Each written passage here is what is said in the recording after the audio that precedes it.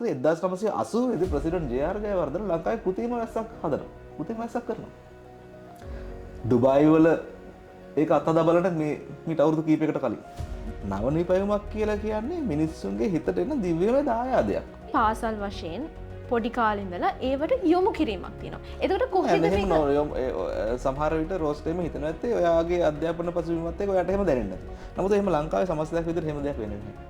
ඒක එතකොට කොතනද අපේ ලංකාව කරන විභාග පාස් වෙන විතරයිනේ. රේ විජේවර්ධනට පේන එක තැනකදී හරක් දෙන්නෙක් දාලා මැදින් පොල්ලක් දාලා කුඹුරු සීසානවා. එයාට එනවා මේ හරක් දෙන්න අයින් කරලා රෝද දෙකක් දාලා අන්න ඊට පස්සේ නගුලක් හයි කරලා සීසායමේ අදහසක් එනවා.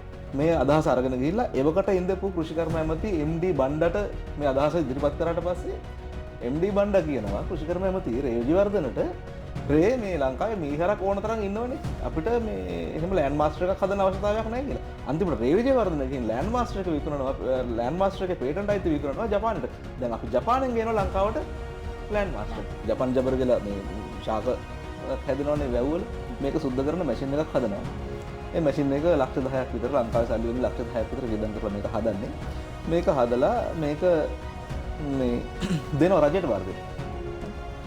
එතකොට මේ මැෂින් එක මෙහෙම්මම තියාගෙන ඉඳිද්දී මම ඇමතිවරයාගේ නම කියන්නේ අදාළ ඇමතිවරයා මිලියන 50කට ගේනවා පිටින් මැෂින් එකක්. අන්න ඒ මැෂින් එක දැන් මහවැලි දාලා තියෙනවා ඒක වැඩ කරන්නේත් නැහැ. අර ළමයා හදපු එක පාවිච්චි කරන්න දුන්නෙත් නැහැ. සින්දුවක් කියන්නේ නවනේ කිව්වා. එතනින් ගියාම social media YouTube Facebook social media කියන්නේ නවනේ පෙව්.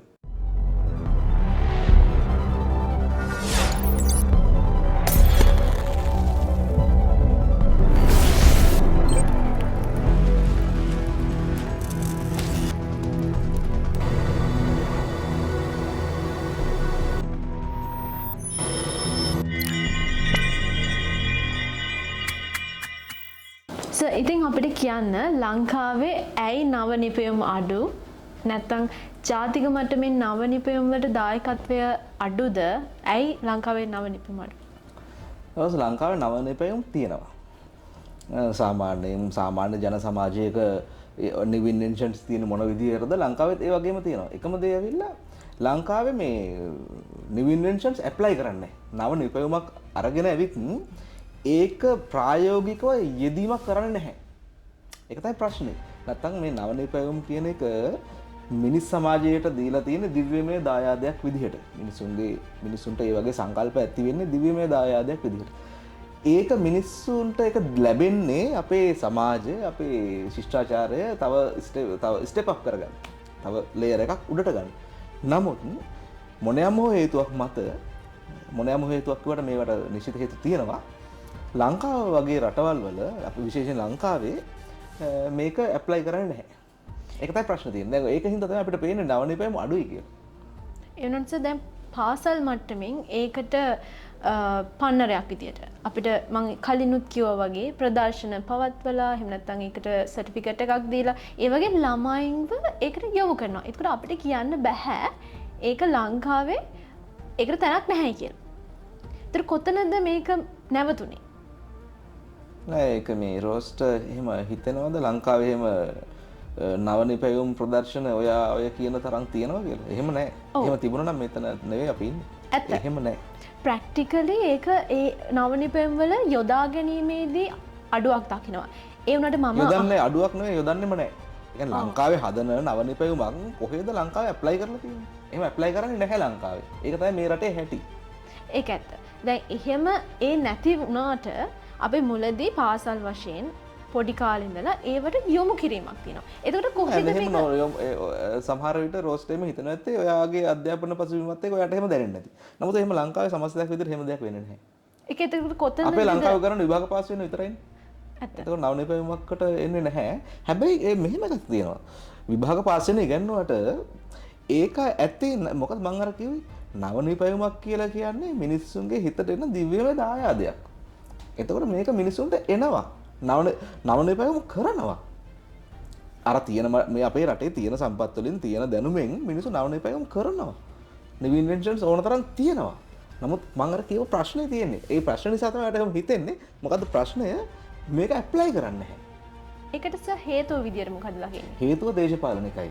ඒ කියන්නේ මං කිව්වේ පාලකයාගේ අභිලාෂය ජනතාවගේ අභිලාෂය නොවීමම තමයි අර්බුදය. ඒ කියන්නේ මෙහෙමයි. දැන් රේ විජේවර්ධනට පේන එක තැනකදී හරක් දෙන්නෙක් දාලා මැදින් පොල්ලක් දාලා කුඹුර සීසානවා. හරිද? එයාට එනවා මේ හරක් දෙන්න අයින් කරලා ලෝද දෙකක් දාලා අන්න ඊට පස්සේ නගුලක් හයි කරලා සීසායමේ අදහසක් එනවා. මේ අදහස අරගෙන ගිහින් මේකට පේටන්ට් එක ගන්නවා රේ විජේවර්ධන. මේ අදහස අරගෙන ගිහිල්ලා එවකට ඉඳපු කෘෂිකර්ම ඇමති MD බණ්ඩට මේ අදහස ඉදිරිපත් කරාට පස්සේ MD බණ්ඩ කියනවා කෘෂිකර්ම ඇමති රේ විජේවර්ධනට රේ මේ ලංකාවේ මීහරක් ඕන තරම් ඉන්නවනේ අපිට මේ එහෙම ලෑන්ඩ් මාස්ටර් එකක් හදන්න අවශ්‍යතාවයක් නැහැ කියලා. අන්තිමට රේ විජේවර්ධන ගිහින් ලෑන්ඩ් මාස්ටර් එක විකුණනවා ලෑන්ඩ් මාස්ටර් එකේ පේටන්ට් අයිති විකුණනවා ජපානට. දැන් අපි ජපානෙන් ගේනවා ලංකාවට ලෑන්ඩ් මාස්ටර්. මම එක උදාහරණයක් කිව්වේ. ඒක තමයි ප්‍රශ්නේ තියෙන්නේ. ඒ කියන්නේ පාලකයාගේ අභිලාෂය ජනතාවගේ අභිලාෂය නෙවෙයි. තව එකක් කියන්නම් මම බලන්න මේ අභිලාෂයන් දෙක සමාන වුණ තැනකදී රටක් වේගෙන් ඉස්සරහට යනවා. උදාහරණයක් ගත්තොත් මම ඉන්වෙන්ෂන් කරන විතරක්ම නෙවෙයි කියන්නේ උදාහරණයට ඊශ්‍රායලයට අයිති ගුවන් යානයක් පැහැර ගන්න හයිජැක් කරනවා දන්න එන්ටැබේ මෙහෙම උගන්ඩාවට ගුවන් යානේ පැහැරගෙන ගියාට පස්සේ ඒ කියන්නේ මිනිස්සුන්ට අවශ්‍යතාවයක් තියෙනවා ජනතා අභිලාෂය මොකද ඒ වෙලාවේ ඊශ්‍රායල් ජන සමාජය ඇතුලේ ජනතා අභිලාෂය මොකද්ද මේක කොහොමද බේරගන්න. හරි රට ඇතුලේ පාලකයාගේ අභිලාෂයත් ඒක. ඒතර මොකද කරන්නේ? ඒගොල්ලෝ සාම සාකච්ඡා පවත්වනවා. ඒ අතරතුරේ ප්‍රැක්ටිස් කරනවා, ට්‍රේන් වෙනවා මෙහෙයුමකට. ලෝකෙ ඉතාම තීක්ෂණ මෙහෙයුමක් සැලසුම් කරනවා. දින දෙකකදී සැලසුම් කරලා කිලෝමීටර් 2500ක් ඈත තියෙන ටාගට් එකකට ගිහිල්ලා අර මිනිස්සුන්ව අරගෙන එනවා. අන්න ඒගොල්ලෝගේ ඉන්වෙන්ෂන් එක අතරම ආරක්ෂක උපක්‍රම කියලා කියන්නේ මිලිටරි උපක්‍රම ඊශ්‍රායලය පාවිච්චි කරනවා. ඊශ්‍රායලෙම තමයි. ඒවත් ඉන්වෙන්ෂන් තමයි. අන්න ඉන්වෙන්ෂන් එක ඇප්ලයි කරපු තැනක්. ජනතා අභිලාෂය සමානයි පාලකයාගේ අභිලාෂය. ඒ කියන්නේ දැන් සර් කියන විදිහට මේක මේ රටේ ඉන්වෙන්ෂන්ස් වල භාවිතය අඩු වෙලා තියෙන්නේ. අඩු නෑ. නැති වෙන්න හේතුව ජාතික මේ අපේ දේශපාලන බලපෑමක් තියෙනවා කියන එක. බලපෑමක් කියන අවශ්‍යතාවයක් නෑ රෝස්. ඒක තමයි හේතුව. අවශ්‍යතාවයක් තියෙන්න ඕනේ.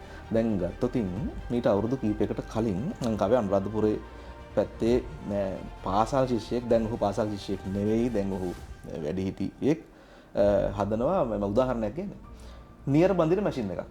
මේ මැෂින් එක ඇමරිකාවේ ගිහිල්ලා ප්‍රදර්ශනයක තියෙනවා. ඒ නිර්මාණකරුවාගේ නම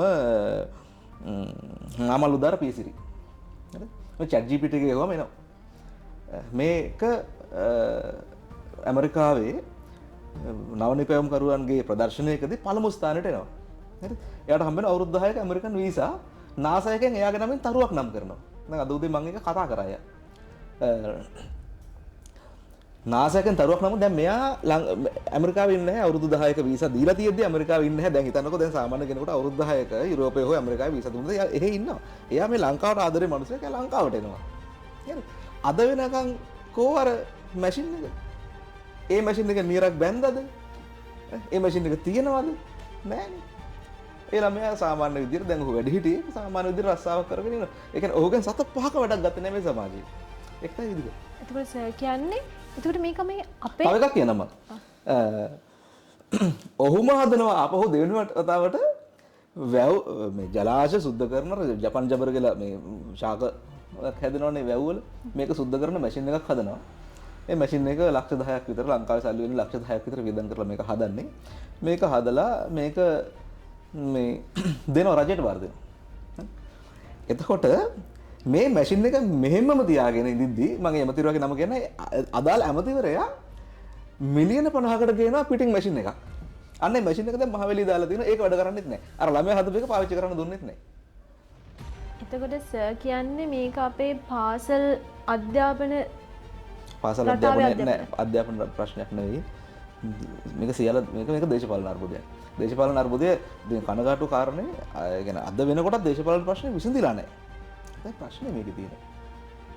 හරි සර් හිතන විදිහට මොකද්ද අපිට මේක කරන්න පුළුවන්? මේක ඇතුලේ කියන්න තියෙන්නේ දැන් ජාතියක් විදිහට මේ ජාතියක් විදිහට අඩියක් හෝ ඉදිරියට යන්න නම් නව නිපැයුම් කරුවා රැකගත යුතුයි. නව නිපැයුම් කරුවා කියලා මම අදහස් කරන්නේ මේ කාර්මික නිපැයුමක් විතරක් නෙවෙයි. උදාහරණයක් ගත්තොත් ගින්දර සොයා ගැනීම නව නිපැයුමක්. ඒක පාවිච්චි කරා. රෝදය සොයා ගැනීම නව නිපැයුමක්. රෝදය අපි යොදාගත්තා. ඒ හරි සරලයි මිනිස්සුන්ට ඉන්ඩිවිජුවල් ඇප්ලයි කරන්න පුළුවන් වුණා. ඒ හින්දා පාලකයාගේ අවශ්‍යතාවයක් නැහැ ඒ කාලේ මේක යොදාගත්තා. එයා හිතන්න සාමාන්‍ය සමාජයක මම හිතනවා වැදගත්ම නව නිපැවුම ඔය ගින්දර සහ රෝදය හැරුණුකොට ගල් යුගයෙන් එන්ඩේර යුගයට යන්න පළවෙනි නව නිපැවුම මොකද්ද? මිනිස්සු හොයාගත්ත අර කැලේ ගිහින් සතුන් දඩයම් කරන එක වෙනුවට සතුන් බෝ කරන්න පුළුවන් කියලා. ඒක නව නිපැවුමක් ඒක. ඒ කියන්නේ ඉන්වෙන්ෂන් එකක් ඒක. නව නිපැවුමක් නෙවෙයි. නව සොයා ගැනීමක් ඒක ඉන්වෙන්ෂන් එකක්. හරිද? එතනින් තමයි ගල් යුගයේ එන්ඩේර යුගය උනේ. හරිද? එන්ඩේර යුගයේදී මොකද්ද කරන්නේ? මේ සත්තු අරගෙන මිනිස්සු ගියා සත්තුන්ට කෑම දෙන්න. ඒක තැනින් තැන ගිහිල්ලා අදාළ තැනදී අදාළ සතා මරාගෙන කෑවා. ඊට පස්සේ ඒත් එක්කම ඒ විවිධ ස්ථානවල ජීවත් වුණා. ඊට පස්සේ ඊළඟ ඉන්වෙන්ෂන් එක මොකක්ද දන්නවද? ඊළඟ ඉන්වෙන්ෂන් එක මිනිස්සු හොයාගන්නවා සීඩ්ස් මේ ඇට ಜಾති අරගෙන ආවිල්ලා නැත්නම් ඉති පැල කරන්න පුළුවන් කියලා. ඒගොල්ලන්ට අවශ්‍ය වුණ නැහැ ඊට පස්සේ තැනින් තැනට යන්න එක තැන ඉඳගෙන එන්න ගොවි යුගයට ආවා. හරිද? ඒ විදිහට මේ මිනිස්සු ලෙවල් අප් වෙන්නේ ඉන්වෙන්ෂන් වලින්. ඉන්වෙන්ෂන් එක ඇතෑරියොත් මිනිස්සු හිතන්න ආතර් සී ක්ලාක් ගේනවා.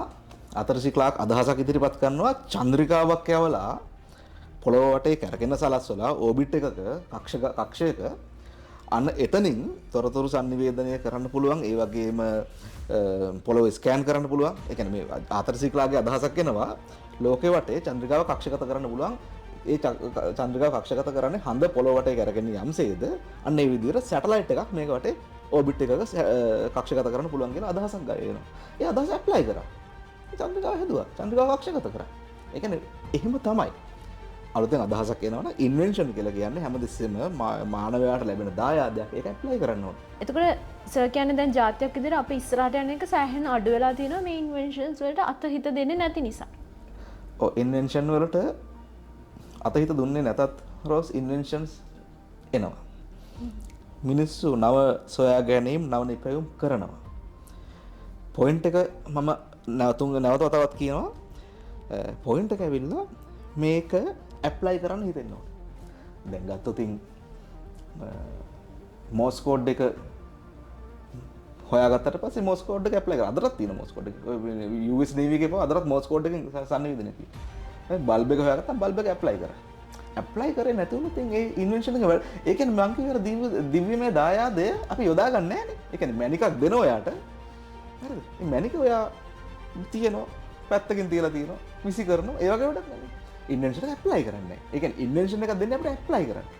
ඒත් ඇප්ලයි කරන්න සුදුසු ඒ කියන්නේ ගැනුම්කරුවෙක් ඉන්නවනේ. එහෙම නැත්නම් වියදම් කරන්න ගැනුම්කරුවා කියන්නේ ඔයා කියන්නේ ඒ ඉන්වෙන්ෂන් එක මේ භුක්ති විඳින්නෙක් ඉන්න ඕන. ඒකද ඔයා කියන්නේ? සැපයුමක් තියනවා නම් එතන අනිවාර්යෙන්ම භුක්ති විඳින්නෙක් ඉන්න ඕන. ඔයද ඔයා දන්නවද මේ ඔය මේ එයා බෑග්ස් ඉන්වෙන්ෂන් එක තියෙන ලංකාවේ කෙනෙකුටනේ. ඉතින් මෙහි අපි භුක්ති විඳිනවා. හරිද? ඉන්වෙන්ෂන් එකත් එනවා. ඒක නව නිපැයුමත් කරනවා. ඒකත් කරන්න ලංකාවේ. භුක්ති විඳිනවා අපි. හැබැයි අපි භුක්ති විඳින්නේ අර එයා වෙන තැනකට විකුණන ඒක තමයි භුක්ති විඳින්නේ.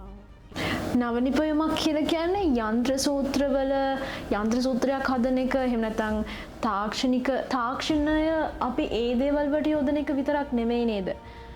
නවනිපයුමක් කිව්වහම. ඔව් රෝස්. නවනිපයුමක් ගත්තට පස්සේ යන්ත්‍ර සූත්‍ර වලට විතරක් පමණක් සීමා වෙන්නේ නැහැ. නවනිපයුමක් තියෙන පුළුවන් කෘෂිකාර්මික ශාස්ත්‍රය. මම ඉස්සර පැහැදිලි කරපු විදිහ. එතනින් පස්සේ සිනමා ශාස්ත්‍රය. සින්දුවක් කියන්නේ නවනිපයුමක්. එතකොට එතනින් ගියාම social media YouTube Facebook social media කියන්නේ නවනිපයුම. එතනින් පස්සේ දේශපාලනික නවනිපයුම තියෙනවනේ. පාලන තන්ත්‍රයේ තියෙන මාක්ස්වාදය කියන නවනිපයුම. රටක නීති පද්ධතියක් අලුතෙන් හොයාගන්න එක නවනිපයුම. ඒතරම් නවනිපයුම හැම ශාස්ත්‍රයකම තියෙනවා. දැන් ලංකාවේ ගන්නකො ලංකාවේ ඔය ලංකාවේ නවනිපයුම් කරුවන්ට තියෙන ප්‍රශ්නයක්. එකක් තමයි එක්ක නවනිපයුම් කරුවා රට යන්න ඕනේ. එහෙම නැත්නම් නවනිපයුම කොහෙට හරි විකුණන්න ඕනේ.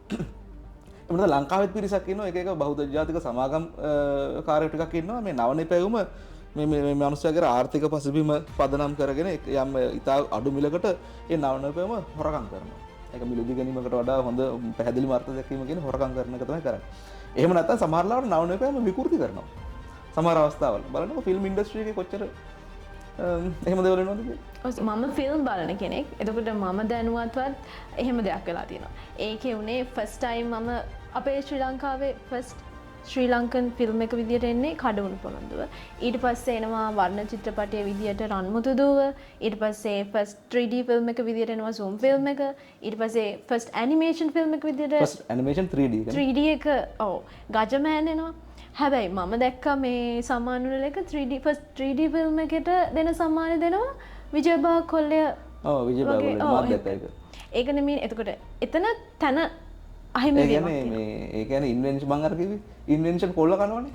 එහෙම ඒ ෆිල්ම් ඉන්ඩස්ට්‍රි එකත් ඒක වෙලා. ඒ කියන්නේ මම තව එකක් කියන්නම් මේ හොඳ එකක් ඒක කියන්න ඕන එකක්.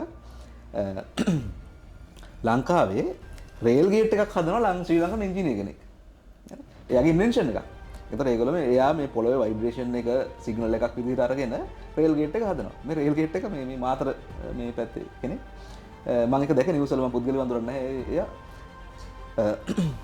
මේක මෙයා ගිහිල්ලා ඇත්තටම පාර හරහා රේල් පාරත් එක්ක පාරක් තියෙන තැනක මේ රේල් ගේට් එකක් නැති තැනක මෙයා හයි කරනවා මේක.